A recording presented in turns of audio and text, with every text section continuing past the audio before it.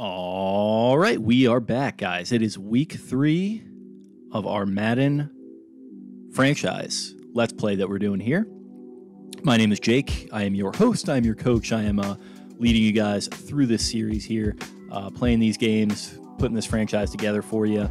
Having a lot of fun doing it. We're 2 games into it now. We've beaten the Raiders in week 1 at Las Vegas in an overtime win. Beat the Chiefs actually in week 2. That was actually, even I was surprised at that, and I was holding the controller, but beat them, I think, 23-13. So very convincing win actually over the Chiefs. Patrick Mahomes having kind of a rough one. Pretty uncharacteristic for his performances against the Ravens in particular. He had been 3-0 against them. Now he's 3-1 after that loss. But yeah, man, we're having a lot of fun with this. We got the Lions on the docket this week for week 3. Dan Campbell and the boys biting kneecaps out there in Detroit. So before we get into that, doing some housekeeping stuff here, I started to get into some of the business side of things. I've shown you guys a little bit of what the staff management stuff is like. But on this episode, I took a look at extending Mark Andrews. I think he didn't like the salary there. You kind of saw that in the opening B-roll there. So we're going to keep trying to extend Andrews. We got some other interesting cases, like a Calais Campbell is up for a contract. I don't know what to do there because it feels like he's probably going to be retiring at the end of the year in the game, maybe even in real life. I think he's kind of hinted at that being a possibility. So who knows, as you see me kind of going through our game plans and getting our upgrades on some of these players together as we get ready to go and take on the Lions in Detroit. So you can see Devin Duvernay here. I'm going to go ahead and get him an upgrade. Sammy Watkins as well right after that. Good to kind of see some of these other options step up in the receiving game because Rashad Bateman, he's been playing. As we all know, he probably will be playing in real life by this point, or I don't know if I should say probably, but hopefully. But some of these other guys have really stepped up. Hollywood Brown has been hurt too. Mark Andrews is hurt. So last week we had Josh Oliver step up and grab a touchdown in Andrews' absence. We had Watkins and Duvernay and some other guys making plays at wide receiver for the Ravens, and it was a big night on the ground as well. I think J.K. Dobbins stepped up after kind of a quiet start, and he made some plays in the pass game. So it was a total team effort to beat the Chiefs in week 2, which as the coach, I'm a total team guy, so I was very impressed by that. Love to see that from my guys, and hoping to see more of that here in week 3 as we take on Jared Goff and the Lions, which this is going to be an interesting experiment, Jared Goff and the Lions, because Goff, he's like a fine quarterback, good pocket passer, whatever, but he's just not kind of the type of athlete that you really want at the quarterback position if you're a lot of teams. And he was kind of drafted in a weird spot. He was maybe on the end of the cusp of the pocket passing, like passing boom era there in 2016. Now it feels like every quarterback coming out these days has some kind of athletic element to their game, and he just kind of doesn't really. He's accurate. He's got a pretty strong arm, but he wasn't quite cutting it there in LA for the Rams. So obviously Sean McVay got rid of him in favor of Matthew Stafford, who is an athletic guy with a cannon for an arm. So he's going to be here with Dan Campbell, this kind of rebuilding outfit. It kind of feels like it's going to be what I'm calling a program building year for them. Just trying to hopefully scrape some wins together and instill some culture into a franchise and a team that could desperately use it. But hopefully they will not be getting that today as they're taking on the Ravens at home. So here comes Goff. And I think we're going to get a little bit of a look at his stats here. Off to a solid start. I mean, 3 touchdowns, 1 pick, 562 yards. That's probably a pretty good average over the course of 2 games. So, give him credit. He's got some weapons. You see T.J. Hawkinson there. They've got DeAndre Swift in the mix at running back. Doesn't really matter on the first play from scrimmage there, though, as Deshaun Elliott comes in and does what he does best on the blitz. Sacks Goff for a 9-yard loss, and then he goes out to his right over there. And got some injuries in this one. Ronnie Stanley is going to be out, which could prove pretty big. Marquise Brown, I think, still dealing with something. So offense is, it's been a weird start for our offense, and it's going to continue to be as long as these guys aren't healthy. But you've managed to scrape out 2 wins, one against a very good team. So hopefully going to be able to continue to ride that momentum there as we see the Lions offense actually rolling a little bit now after Goff took that bad sack. Looks like they're going to be into Baltimore territory here, and they're going to have a 3rd down and 2. As you see Patrick Queen kind of flying all over the place. He could have gotten to Swift there, but he got swallowed up in the block. So they are going to pick up the 1st down there with DeAndre Swift, Malik Harrison on the stop. as I'm probably not too thrilled that, we had them facing 2nd and 19, and now they're driving into our side of the field. But Goff out of the single back, going to take probably a 7-step drop and just a quick dump off to TJ Hawkinson, who mixes it up there with co-cap Anthony Levine. 5 catches, 77 yards for Hawkinson last week, so they're going to want to get him involved after Kenny Galladay left. They don't, and Marvin Jones too. It kind of feels like they don't really have the receiving options that they used to. But this kind of feels like a franchise that's always able to figure it out at wide receiver, even despite some of their other struggles. But here they are, man. They're rolling. Goff is kind of doing a similar thing to what Derek Carr did in week 1. It looks like he's kind of focusing on that short to intermediate game, not trying too much deep, just sort of taking what we're giving him a little bit. So they're down to the 18-yard line. Looks like it's going to be an injury timeout on their running back there. And we got a 2nd and 8. Goes to Hawkinson again. Brings up a 3rd and short, 3rd and 1, and Goff is going to throw. And he throws, and that's going to be picked off by Marlon Humphrey. Is he going to be able to break into the open field? He's not, but a nice job there by Humphrey to force the turnover down in the red zone. After the sack, that was shaping up to be kind of a disastrous first drive for the defense, but they really bounced back there with the interception in the red zone, kind of a bend but don't break thing. And they didn't even really bend in that case because they didn't give up any points after it looked like they were going to. So here comes the Ravens offense going out of the pistol on the first play from scrimmage for them. J.K. Dobbins gets forward for a yard. And, yeah, so 10 for 51. It wasn't a huge week on the stat sheet for him last week, but he really did play well, especially after we started going to him in the second half.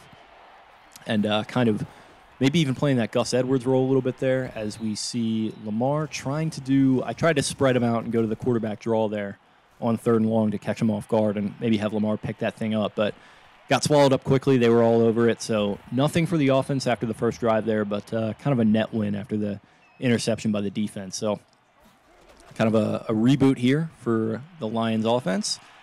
Humphrey tried to jump that one again, and he almost got there, but looks like they have the completion.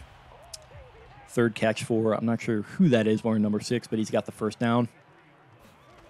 And Goff is going to go to his right. And, yep, they're going to be running this one deep in our territory with, I think that's Jamal Williams maybe. 16-yard line. 1st and 10, and Goff.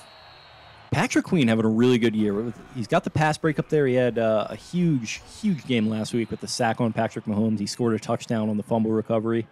Or, no, he forced the fumble, and then Bowser scored the touchdown. But he's having a really nice start to the year, which is big for him. There's some people down on his abilities right now heading into the year. So if he can get off to a start like this in real life, then I think some of those things are going to be quelled. But for our purposes with this franchise, he's doing a really good job at that inside linebacker spot. As you see Deshaun Elliott getting behind the line of scrimmage again, he just kind of lives back there, it seems like, doing his little Conor McGregor strut on 2nd and goal from the 6. Goff. He manages to get this one off to Williams, but they're going to lose about 9 yards there back to the 15-yard line. So that's kind of a costly completion there, which you don't always see. But it's Elliott, again, just having a massive impact up close to the line of scrimmage there. So 3rd down, and a little bit of a curious decision there by Goff to just sort of dump that one off to the left. Brought up 4th and goal from long, and they decided to kick the field goal. So Lions are going to draw first blood here, but given the fact that they've had ample opportunity to go up 14-0, them only being up 3-0, you're kind of just asking for the Ravens to get into this game on the road. So we'll see if they can do that on this drive as Duvernay fights forward for some good yardage on that one. He got up to the 31, so touchback +6. And going out of the pistol to open again is Lamar Jackson, who's going to go to play action. He's going to run, and he is going to get into Lion territory down to the 48-yard line. So a nice job there by Jackson to not force anything on the pass and just kind of cut it loose with his legs. So he's going to throw to his left there. I believe that was Oliver. And on this one, he's going to get sacked by Michael Brockers. Ravens legend Michael Brockers on 3rd and 16 sacks him. So now he's going to run to his left. He's got a blocker in front with Dobbins, and he is going to get there. So 3rd and 16, he picks up a first down. Dan Campbell's got to be kicking himself that his defense just did that. But now a little change of pace, I formation, and some play action. And it's Nick Boyle coming off the play action deep into Lion territory. He's down to the 10-yard line. Ravens going to have a chance to punch this thing in and go up 10, and they'll try to do it first off with Gus Edwards, who just never goes down on first contact. Man, I would not want to have to tackle him coming out of the I formation there, but then you got J.K. Dobbins coming out of the pistol. They're going to go to it. The pistol, that is, again for a third time. It's a little pop pass to Rashad Bateman, who follows his blockers and falls into the end zone basically for his first touchdown as a pro. One of his first few touches as a pro, really. He hasn't been totally involved in the game plan the first couple weeks, but there he is, scoring his first touchdown, and that is going to count as a receiving touchdown because you see Jackson doing the pop pass to him there. Just a good job basically just playing that running back role and just kind of like following his wall of blockers into the end zone. So 7-3 Ravens. Here comes Goff. A little bit of a weird incompletion there. I think he tried to flip that one to Hawkinson, but it just sort of clanged off his hands. Now he's coming out of the shotgun. Going to go to Williams, who follows his blockers up to middle right hash there, and he's going to bring up a 3rd and 3. All sorts of signaling going on for the Ravens defense, and it pays off because Goff is unable to get the ball out of his hands. L.J. Fort with a big sack. And that's going to be right before the 2-minute warning for the half. So here comes Duvernay. Going to get the ball to the 40, and the Ravens are going to have a really good shot to put some points on the board before they head into the locker room here. And Jackson gets off to a nice start with a completion to Josh Oliver into Lions territory. That will bring up the 2-minute warning. As we take a look at the fact that the Bengals are actually up 10-3 on the Steelers, who are off to a 2-0 start. So hopefully we can have the Bengals get that W. And Jackson fires to the right and misses pretty badly. Now he's going to run this one. And just a weird decision there by Jackson, who was kind of, looked like he was in between scrambling for it. He probably could have easily picked up the first down, but he tried to force it with the throw again, which has been kind of an issue for him this year. And that gets picked off by the Lions. So the Ravens are not going to be able to capitalize on that opportunity to take extra points into the locker room. And now the Lions actually have a pretty good chance to do that themselves, but are they going to be able to with Tavon Young coming in on the corner blitz, taking Goff down again? And that really is the drawback to having a quarterback that just can't create with his legs. He's been unable to really go anywhere. And a defense that was doing what they did to Patrick Mahomes the previous week is going to create a ton of havoc for a guy like Goff as Chuck Clark recovers the fumble. Let's see who got in there and forced it. I think that was on Williams. I think that was Pernell McPhee. I'm sorry, guys. My playback is sometimes a little choppy, so it can be tough to totally tell. But I'll try to figure out something for that as the Ravens come out throwing. Jackson fumbles, but they jump on it. So an interesting start there. Lamar almost made the exact same mistake that the Lions just did, and he sacked again. Now it's at the 35. He's going to take off and run this one. Is he going to go for the first? He sort of is, sort of hedges, but he gets brought down, and that is going to bring out JT, Justin Tucker, to kick this one through for a 10-3 lead for the Ravens, and that'll probably be taking us into the locker room for halftime as you see that thing sail through the uprights. Just a simple chip shot for JT, and he kicks this one away. Touchback. 16 seconds ago, you got 3 timeouts for Detroit, so maybe you try to do something, but with the way that their offense is playing today, I probably wouldn't even risk it. As we see Tavon Young bringing him down on the sack there on the previous drive. He had Deshaun Elliott doing the same thing to him earlier, and L.J. Fort, obviously. Just a tough outing for Goff so far. And he is just going to hand this one off, and that is going to take us into the locker room for halftime. Ravens up 10-3. You would probably hope for it to be more that, kind of a tough interception by Lamar there to allow the Lions to kind of hang around in it. But the Lions have done plenty of letting the Ravens hang around in their own right. So, this really feels like it could be quite a blowout. You got Goff with 74 passing yards over Lamar's 30. So he's got the advantage in that category, but everything else is pretty heavily tilted Baltimore's way. And going back to that Cincinnati-Pittsburgh game, Bengals still up 10-3. Minute 13 to go in the half, so anything can happen. I'm probably expecting the Steelers to come back there, though. I think the Bengals will be frisky this year, but I don't know. Something about, a lot of the things going on with them right now is a little sketchy. Got the Titans up on the Colts, 21-0. Both teams 1-1, so that could prove to be pretty important in their divisional race. Brownies, Bears at Brownies, and Browns up 14-7. Justin Fields is already starting by this point, but he does have a pick. That one's heading towards halftime as well. Probably going to be expecting the Browns to pull that one out. But the Bears are off to a 2-0 start, so who knows? Take a look at some highlights here. You got the Jamal Williams run, probably the only really explosive play for the Lions on offense. And then there's the Rashad Bateman pop pass touchdown, the only touchdown of the afternoon by either team, as the Lions kick off to Duvernay here to open the second half. Remember, 8-minute quarters are in play.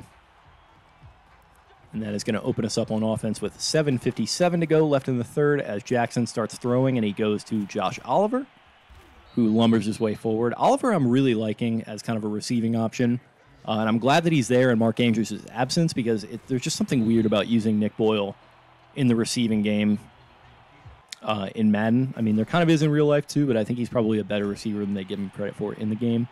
But either way, he's not all that fast, and you can't really do the same like stuff with hurdling that he does in the game, so it's just kind of a different thing. So he's good for blocking, but I'm glad that I do have Oliver as that sort of additional safety valve. As you see Bateman getting another catch there, so he's getting some good involvement. Jackson scrambling to his right, and oh my goodness, he tried to get that one to Bateman, but it gets knocked back in his face and then almost picked off by a Lion. So kind of a weird sequence there as he does complete this one to Bateman coming on a slant, who picks up the first down.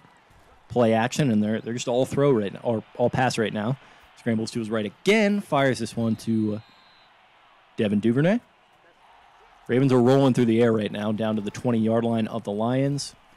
Got Bateman doing the pop pass to him again. That one's only going to get forward for about a yard. Taking just a quick look at the draft class there. Having a little bit of an impact today. Jackson fakes running one way. He goes back the other to the left.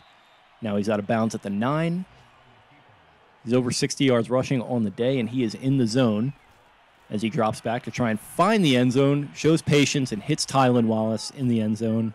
Another rookie wide receiving touchdown today, and the Ravens are going to go up 17-3. Great job by Jackson to just kind of hang in the pocket there. He's been leaving the pocket a little bit today to some benefit to some drawback, but on that one, certainly benefit as Tylan Wallace just showed the patience as well to stick with his route and get his hands up and make the catch for, I think, his first catch as a pro, as a touchdown here in week 3.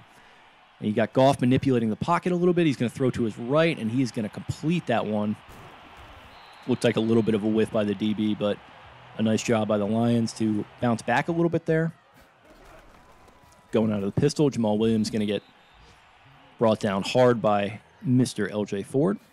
2nd and 12. Goff going to chuck this one over the middle to a tight end, I believe. And they're down to the 6-yard line, so third quarter, clock's ticking a little bit, but they got plenty of opportunity to get back in this game. As Goff, a little bit of a weird play action there, and he tried to force that one over to the fullback. You see Dan Campbell getting all sorts of fired up. Just kind of an unproductive play call and play. So, the Lions, there's just a lot of head-scratching stuff going on with their offense today. 3rd and goal, I mean, you would have thought they would have made a little bit more of this opportunity down here inside the red zone, but that's sort of been the story of the day for them as they dump that one off to Williams, who just gets corralled in, and that's going to make it 17-6 with the field goal there. But if you're the Lions, you got to be pretty frustrated with the way the offense has played today when they've gotten down near the end zone. They just haven't shown any killer instinct. They haven't bitten any kneecaps or done any of that kind of stuff. So 4th quarter's coming. Lamar Jackson's coming to the field. It is 17-6, and let's see what they do. Start through the air. He's going to throw over the middle to Ricard, a dangerous pass there that probably could have been and maybe even should have been picked off, but it wasn't. And now he's going to go to Dobbins. Probably should get back to that run game when they have an opportunity to. Dobbins only 5 yards on the ground today. Really hasn't done anything. But he hasn't really needed to be fair. Going to throw that one to Duvernay. Another nice catch for him and another first down for him, which is going to be pretty helpful for the Ravens. And their ball control type style here in the 4th quarter with the lead. Go back to Dobbins. Doesn't really go anywhere. 2nd and 9. I'm guessing that the Lions' approach was to slow down Dobbins today, and it's worked. But no matter, because you can go to the air to Rashad Bateman, through the air, I should say. 43 yards and a touchdown. So he's starting to get some involvement. Nice to see. Back to Dobbins. He's going to fall forward to the 38-yard line. So we're very much in JT striking distance here. Lamar working the pocket, finds Oliver, going to pick up another first down. And you got to think, with the Ravens driving well into Lion territory, that an otherwise uncompetitive game is probably on its way to being iced as they go to Gus the Bus out of the I formation. I formation again, but they're going to throw here, a little trickeration. And he is going to find Josh Oliver, who's having a nice day himself. A little injury to Romeo Okwara there on the Lions. Throwing again to Oliver, and he just can't get the ball over the goal line for the touchdown, but no matter. Lamar tries to scramble to the left, gets brought down by Ravens legend Michael Brockers. Is that his third sack of the day? Damn. Really should have hung on to that guy, I guess. As Jackson is sacked again. This time, I think Jamie Collins there, so it's going to bring up 4th and goal. JT, a little chip shot, 20-6. But with the way the Lions' offense has performed or not performed today, I should say, that's really not too threatening of a prospect, I think. I think we're in good hands here. All Wake has got to do is just kind of land the plane. And they'll take that all day, just a little dump off by Goff. And that'll take us to the 2-minute warning. So clock's ticking. They're really not showing the urgency that you would hope, I don't think. Throws to the left. That one is complete. And now they're going to the no huddle. And yeah, Jamal Williams having an okay day, but, you know, again, a little too late. 1:39 left to go in the game. Lions do have all 3 timeouts, so 2 touchdowns would get them back to a share of the lead, but it just, you know, they're not really getting out of bounds as much as they should be. And there's a sack by Patrick Queen, who, like I said, he's off to an awesome start this year, and today is another example of it. A little dump off to Jamal Williams there to the left side. Throwing to his left again, and that one is picked off by Marcus Peters, and that is certainly going to do it as Peters starts racing down the sideline. He is going to try to house this one, as he is wont to do, loves to make house calls. And as only Peters can do, he's going to taunt them a little bit. He's going to run along the goal line there. Shout out to Brandon Stokely. You know exactly what that move is. 10 seconds left in the game. He scores a pick 6, and that is assuredly going to do it for the Ravens. We got Hail Mary time coming up here for the Dolphins. Goff loads up and throws. Clock expires. And looks like 43 had a chance to snag that thing and run to the end zone, but it wouldn't have made a difference either way as the game is over. Dan Campbell, very disappointed face. He's probably going to be reaming his guys out after that really difficult offensive performance. And just another very solid performance by the Ravens themselves. You had Jackson having a little bit better of a day through the air. Still had a stupid interception. Really got to start cleaning those up because they are kind of costing the Ravens scoring opportunities a little bit. But yeah, 147 yards passing, 83 yards on the ground total, which they're used to a much bigger output than that from both their running backs and from Jackson, but it worked out. I mean, they just kind of played that ball control takeaway type game. The recovered fumble, the interception. Just a really solid day overall, and a touchdown each from the rookie wide receivers in Rashad Bateman and Tylan Wallace. You truly love to see it. So just a very solid 27-6 win by a team that ideally wants to be competing for a Super Bowl over a team that is really kind of just trying to build their program up this year, see what they have in Jared Goff. Based upon what we saw today, maybe not a whole lot, unfortunately. Miles Boykin actually didn't really do too much today. I guess he wound up here in Detroit. Hopefully he catches on somewhere and is able to put it together, but it doesn't seem like it's going to be in Baltimore. So he was on the Lions sideline today, and it didn't work out too well for him as we had a huge game for the defense. Deshaun Elliott with a sack, interceptions from Marcus Peters and Marlon Humphrey. I believe LJ Ford had a sack. I think Patrick Queen might have had one too. So just a very, very solid outing overall. Ravens now at 3-0 as we head into week 4. It's going to be a little outing at Denver versus the Broncos. Teddy Bridgewater and the Broncos. And Bridgewater probably not a super inspiring option, but it's going to be a tough game. The Broncos have a very good roster. I think they're fairly well coached, and out in that thin air there at a 4:25 p.m. game, who knows what can happen. So we will certainly see what happens when the time comes with that game. But until then, Ravens are now 3-0 under head coach Jake Luke. You love to see it. I hope you guys enjoyed watching. And as I always say, if you are enjoying what you're seeing or you got any suggestions for me or anything, hit me up on Twitter at Jake Luke. That is Louque, and we can chop it up and discuss this series. I've got the first 4 recorded so far, so I'm going to hop in and finish up editing the 4th one, get everything scheduled out. Then I'm going to hop back in the lab and start playing the games. Again, get into maybe that second quarter of the season. I got a pretty interesting stretch of games coming up after this first 4, so we'll see what happens. But for right now, we're 3-0 and we're loving it. So until next time, I'll see you guys.